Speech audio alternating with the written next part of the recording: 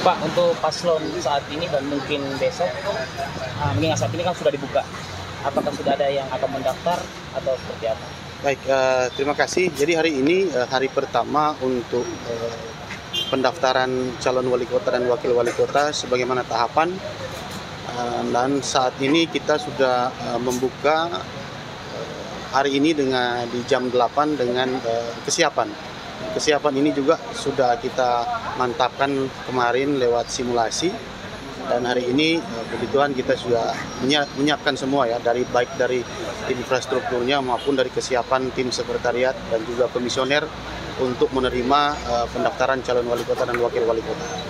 Tapi sampai dengan saat ini kita tetap menunggu, mungkin ada yang akan datang ya, kita tetap standby di kantor.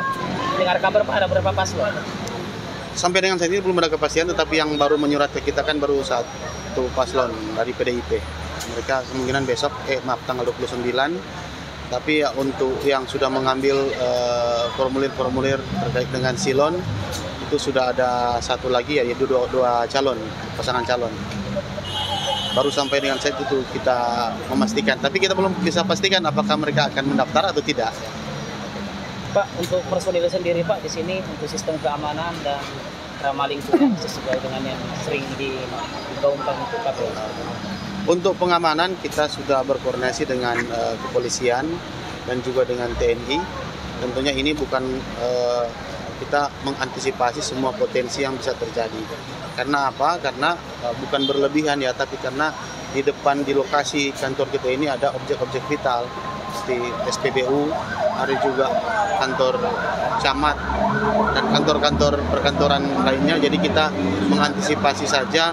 Yang pertama terkait dengan rekayasa lalu lintas, yang kedua terkait dengan ketertiban di area kantor kita, sehingga kita ada bantuan dari Polres maupun dari TNI, tetapi tidak banyak. Kita juga melihat kondisi dan situasi. Yang kedua terkait dengan kesiapan alat-alat peralatan, ya kita kan di sini juga harus membutuhkan penanganan ataupun bantuan dari tenaga-tenaga profesional, di mana kita mempersiapkan tenda dan lain sebagainya.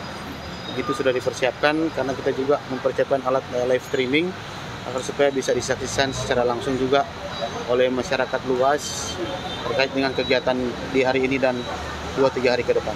Pak, kalau dengar kabar Pak, selain dari PDIP, ada dari partai mana saja Pak yang akan masuk? Kami belum bisa memastikan, tetapi yang pasti semua partai bisa terbuka untuk mengajukan calon.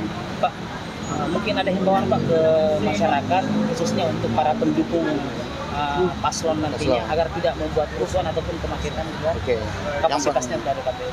Yang pertama terkait dengan proses pendaftaran ini, tahapan ini sangat penting ya, dihimbau untuk masyarakat bagi calon pendukung untuk bisa menjaga ketertiban ataupun lingkungan yang mungkin akan dilalui.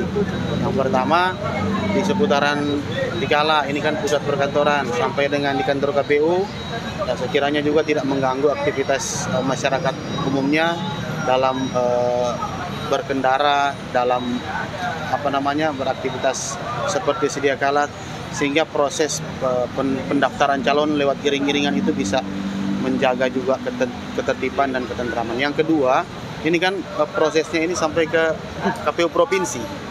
Nah, ini juga bagaimana kita bisa memanfaatkan waktu agar supaya tidak lama-lama di konvoy di jalan-jalan, agar supaya masyarakat pengguna jalan lainnya juga itu bisa tidak terganggu oleh proses ini. Pak, untuk durasi waktu Pak, pendaftaran mulai buka dari jam berapa dan tutup sampai jam berapa dan selama berapa hari? Untuk hari pertama dan hari kedua tanggal 27 dan 28 kita dibuka jam 8 sampai dengan jam 4 sore. Hari terakhir itu sampai dengan 23.59. 3 hari Pak ya? 3 hari. Sebanyak Pak. Ya, oke, terima kasih.